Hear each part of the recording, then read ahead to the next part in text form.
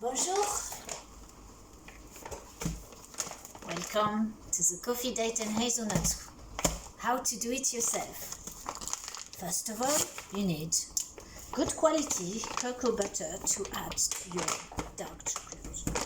The reason for that is we want to heat up the coffee with enough heat so that it starts releasing its aromas. Secondly, you need good quality coffee. I choose Vida coffee from 100 House Coffee House in Shropshire. It is organic and they grind it in a coarse and a fine manner. So you need that, and then you need hazelnuts, which are also crushed, and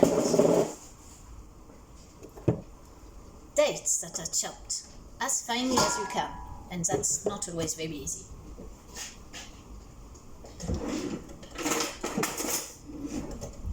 So we have cocoa fat here that's burning very hot at the moment, heating up very hot. We want some gloves, because gloves are difficult to put on and we don't want to cause anything. We put a powder of zeolite on it. Zeolite is a compound that's mined and is similar to clay.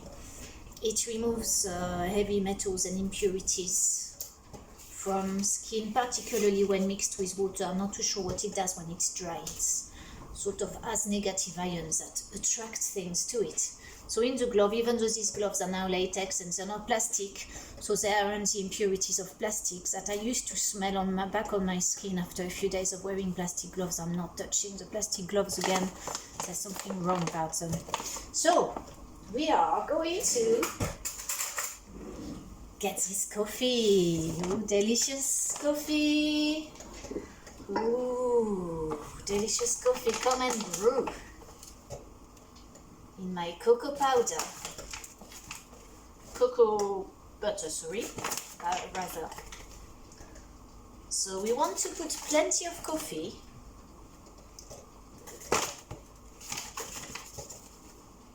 There we are. Now we want a bit of the coarse coffee. There we are. And we want a bit of the extra coarse coffee ground at home. There we are. Very coarse. It's lovely. It's got a crunch to it. Would you like to try some? Yes, here you are. Do you like to eat coffee grounds too? Yes, I do too. Look. Where's the camera? There you go. Oops. Tasty, isn't it?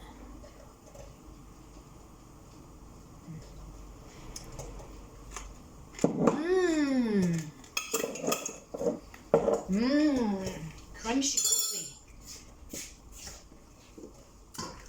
So our coffee here is enjoying itself in the bath. We're going to do exactly the same in this one. We're going to add the coffee when this one is melted.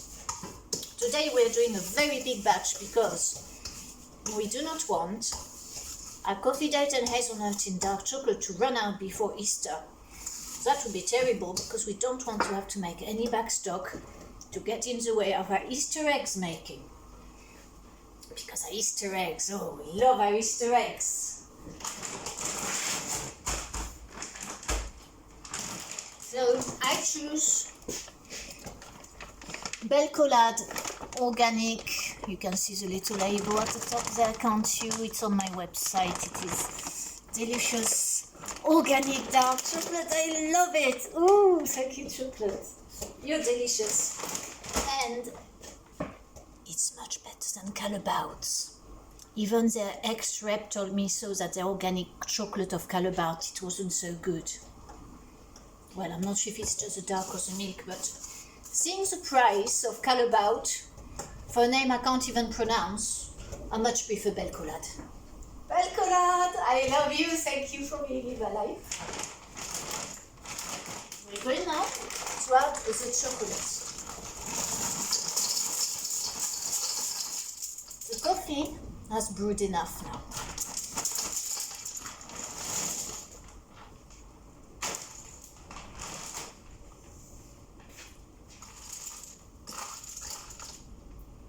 So at this stage we have a lot of chocolate and very little substrate to melt it. So we will leave it melt on its own. We won't try to stir it, otherwise what will happen, because we've got all this cocoa butter melted at the bottom, it will, if you stir it, it will all seize and glue itself in a huge ugly mass that you will then struggle to melt again into something workable. So here is our other dish there.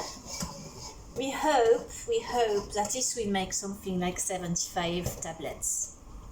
That's my hopes for today. And we also will make some medium bars, £3.50 each, for 45 grams.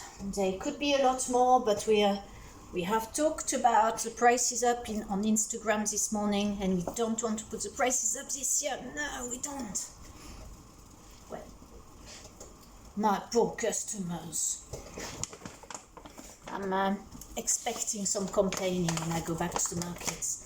What, you're only doing one market a month now in Kingston? Well, yes, sorry. And your Easter eggs, look at the price. Don't you think that's overpriced? I'm sorry, you don't have to buy them. Sort of. I love you. You're my best friend, aren't you? I love you, my dear not customer. Thank you for coming to my store, not buying anything, and telling me it's so expensive, with sort of a betrayed look in your eyes. Oh, I love you lots, my market customers. Most of you are lovely people. As I was saying to one of my best customers, Erika, she's lovely. Always have a gentle word, a nice word. Always something positive to say about my chocolates. And I said to her the other day, I saw her in a shop, and I said, I'm sorry, the Easter eggs have to go up this year. I'm sorry. She said, it doesn't matter. Oh, I was so grateful. She didn't say, what? Aren't you making enough profit as it is already with your business? No. Thank you, Erika. Thank you. I'm so grateful for your custom in my life and for your kind comments. Of course, we must not be scared of criticism. Criticism is all a personal opinion, but sometimes we need criticism, otherwise we never improve. And when we think what we make is perfect and we hear criticism, it can be dangerous for the ego, can't it? That then will collapse down and think of itself as, well, whatever they do is, oh my God, it's so terrible, or oh, they are so wrong, what have I done to deserve this?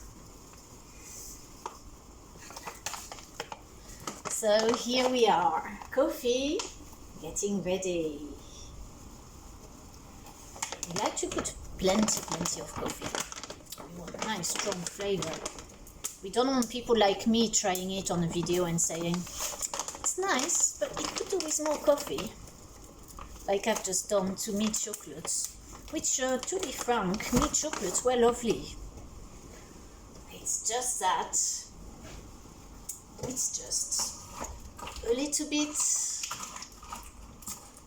not coffee-fied enough for what I would like to find. It's like a nice coffee and walnut cake. You know, it's sort of, it's gentle, so some coffee and walnut cakes are not very gentle with coffee. It depends where you go. But his rose and pistachio was like Turkish delight in chocolate. That was very, very lovely. I recommend meat chocolate, go and buy their rose and pistachio and milk chocolate. And their coffee and walnut. If you like coffee not too strong, then go and buy it, because it's very, very nice.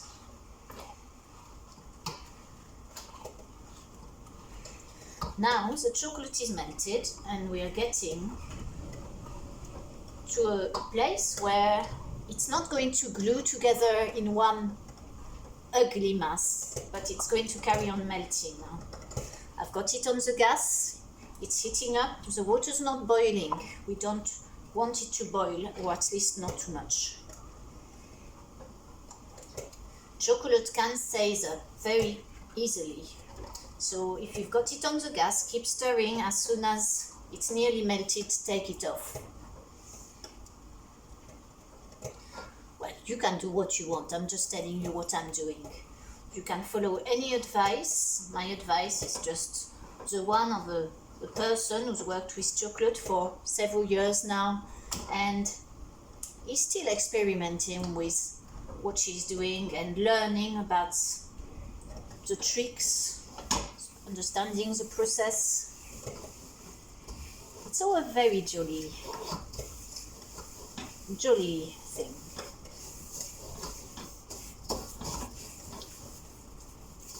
So we have the coffee here. Now we are going to put chocolate in this one.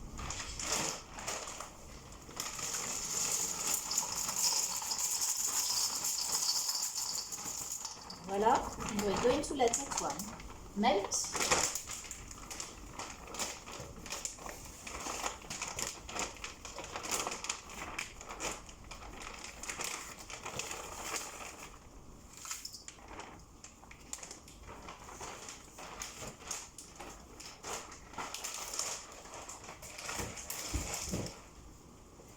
How long have we recorded? 11 minutes. Right. I'll be stopping soon. I've taken enough of your time. Because it's all very well doing videos, but we've got to think about the person watching it. They've got other things they really want to watch too. So if we make it short, it means they've got more time to look at other things they really enjoy looking at. So I will leave you there and go and get another bag of chocolate for my coffee, date and hazelnut. Lovely coffee. I recommend it. 100house.com. Oh, it says Peru San Fernando now. Oh well. Is it 100house.com? I can't find the website. There's no website name. Go to find them 100house.com. Bye bye. Au revoir.